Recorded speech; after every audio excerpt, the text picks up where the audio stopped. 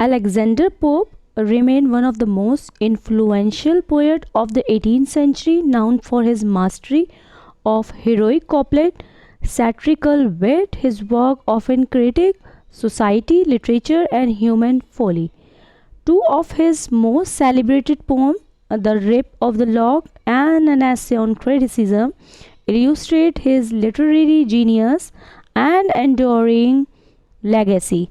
While The Rape of the Lock is a mock epic satirizing aristocratic vanity, An Essay on Criticism is a didactic poem outlining poetic principle. Both works reflect Pope's deep engagement with classical literary tradition, his keen observational skill, his ability to blend wit with wisdom.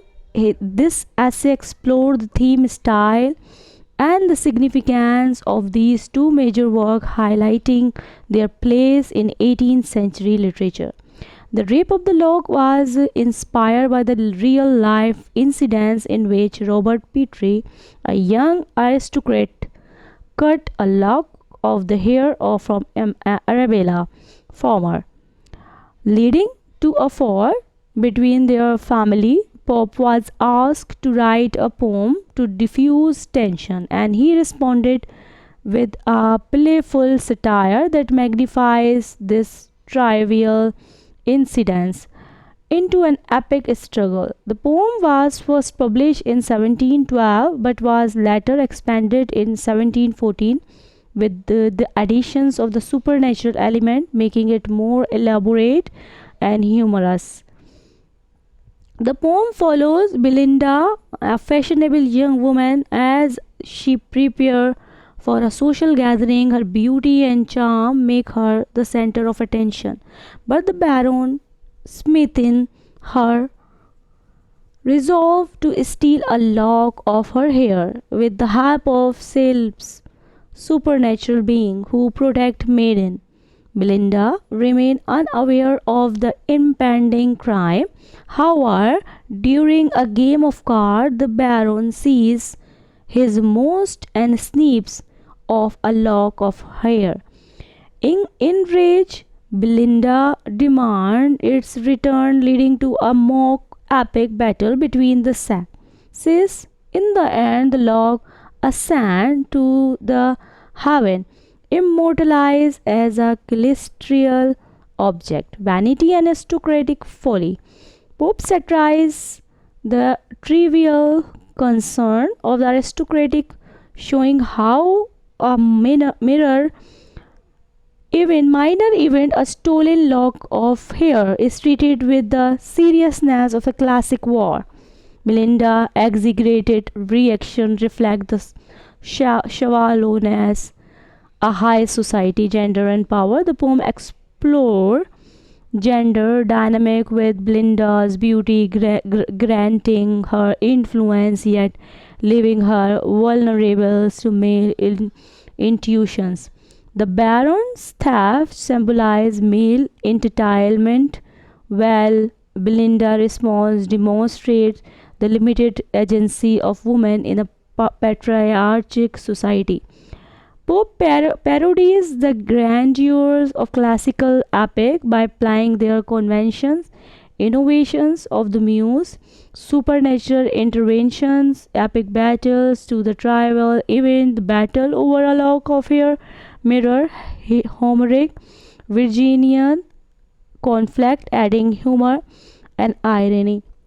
The inclusion of safer air spread enhance the poem whimsical tone. These spread derived from the Rosicrucians' beliefs serve as guardians of feminine virtue but ultimate fail to protect Belinda. Heroic couplet. The poem is written in iambic pentameter rhyming couplet, a form Pope mastered. The structure elegance of this style enhance the poem's satirical effect. Irony and wit. Pope playful language ridicule the aristocracy without outright condemnations.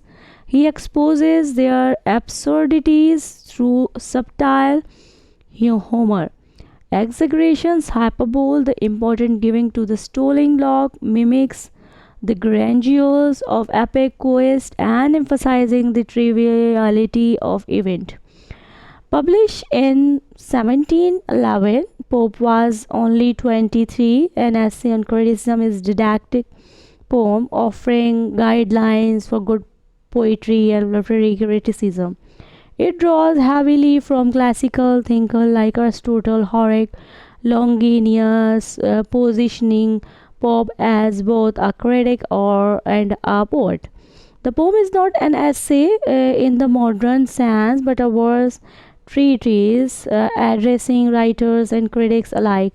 The poem is divided into three main parts: nature as a source of true taste. Pope argues that good criticism is rooted in understanding nature as true poetry follows the natural order. He criticizes those who blindly adhere to rigid rule without grasping their purpose. First, follow nature, your judgment frame, and by her just standard, which is still the same. The flaws of critics and poets.